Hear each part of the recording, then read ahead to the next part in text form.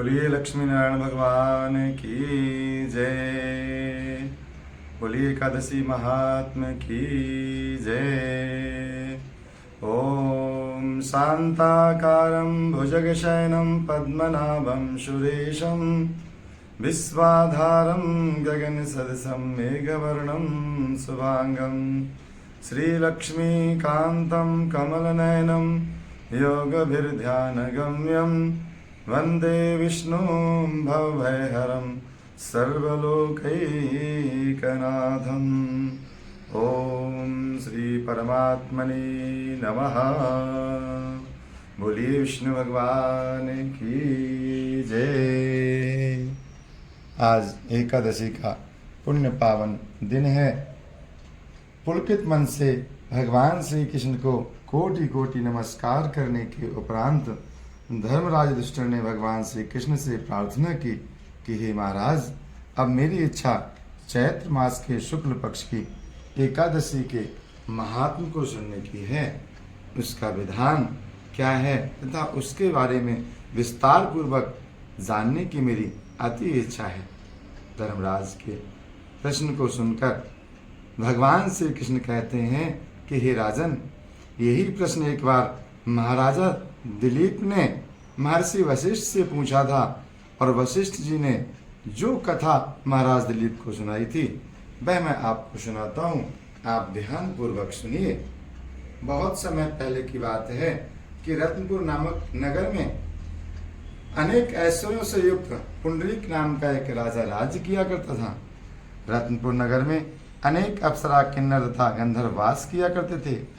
उनमें ललित और ललिता नामक पति पत्नी भी थे। उन दोनों में अत्यंत स्नेह प्रेम था। थोड़े समय के लिए भी वो दोनों एक दूसरे से पृथक नहीं होते थे, अथवा जब वो पृथक होते थे तो अति व्याकुल हो जाया करते थे। एक समय की बात है कि पुंडरीक की सभा में अन्य गंधर्वों के सहित ललित भी गान कर रहा था। गाते गाते उसको अपनी प्रियतमा ललिता का ध्यान आ गया। इससे उसका ध्यान भंग हो गया और गायन का जो स्वर था वो बिगड़ गया। ललित के मन का भाव जानकर करकोट नामक नाग ने पद भंग होने का कारण राजा से कह दिया। तब पुंडरीक ने क्रोधपूर्वक कहा कि तुम मेरे सामने गाते हुए अपनी स्त्री का स्मरण कर रहे थे, अतः मैं तुम पे बहुत नाराज हूं और इस कारण से मैं तुम्हें श्राप देता हूं कि तुम कच्चा मांस और मनुष्यों को खाने वाले राक्षस बन जाओ और जो तुमने कर्म किया है उसका तुम फल यथाशीघ्र भोगो। पुंडरीक के श्राप से ललित उसी समय विकराल राक्षस बन गया। उसका मुख अत्यंत भयंकर, नेत्र सूर्य के चंद्रमा की तरह प्रदीप्त तथा मुख से अग्नि निकलने लगी। सिर के बाल पर्वत पर खड़े वृक्षों के समान तथा भुजाएं अत्यंत लंबी हो गईं। इस प्रकार उसका शरीर 8 योजन लंबा हो गया। राक्षस बनकर वह अनेक प्रकार के दुख भोगते हुए जंगलों में भटकने लगा। अब तो उसकी स्त्री ललिता भी बहुत दुखी होकर उसके पीछे पीछे भटकती रहती और इस तरह से विलाप करती रहती। मैं अपने पति के उद्धार का उपाय भी सोचती रहती। एक दिन ललिता अपने पति के पीछे पीछे चलते हुए विंध्याचल पर्वत पर श्रृंगी ऋषि के आश्रम तक पहुंच जाती है। श्रृंगी ऋषि ने ललिता को देखकर पूछा कि हे देवी, तुम कौन हो और यहाँ किस लिए आई हो? ललिता बोली, मुनिवर, मेरा नाम ललिता है। मेरा पति राजा पुंडरीक के श्राप से भयानक और विशालकाय राक्षस बन गया है। इसका मुझको बहुत दुख है। मेरे पति के उद्धार का कोई उपाय बताइए।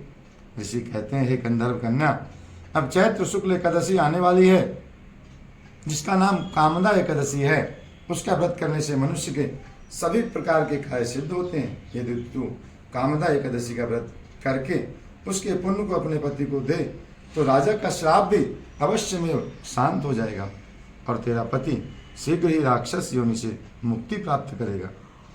चैत्र शुक्ल एकादशी आने पर ललिता ने एकादशी का व्रत श्रद्धा पूर्वक किया तथा द्वादशी को ब्राह्मणों के सामने अपने व्रत का फल अपने पति को देती हुई भगवान से प्रार्थना करने लगी कि हे प्रभु, मैंने जो एकादशी का व्रत किया है उसका फल मेरे पतिदेव को प्राप्त हो, जिससे वह राक्षस योनि से मुक्त हो जाए।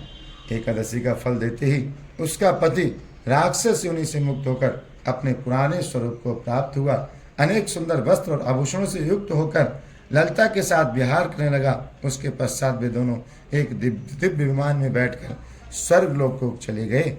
वशिष्ठ मुनि ने आगे कहा कि हे राजन, इस व्रत को विधि पूर्वक करने से राक्षस आदि की योनि भी छूट जाती है। संसार में इसके बराबर कोई और दूसरा व्रत नहीं है। इसकी कथा पढ़ने और सुनने मात्र से वाजपेयी यज्ञ का फल प्राप्त होता है। जो भी श्रद्धा पूर्वक एकादशी का व्रत करते हैं उनकी परमपिता परमेश्वर समस्त प्रकार की मनोकामनाएं पूरी करते हैं और अंत में अपने श्री धाम में स्थान देते हैं। बोलिए लक्ष्मी नारायण भगवान की जय। बोलिए एकादशी महात्मा की जय। श्रीमन नारायण नारायण नारायण, श्रीमन नारायण नारायण नारायण, भजमन नारायण नारायण नारायण। बोलिए लक्ष्मी नारायण भगवान की जय।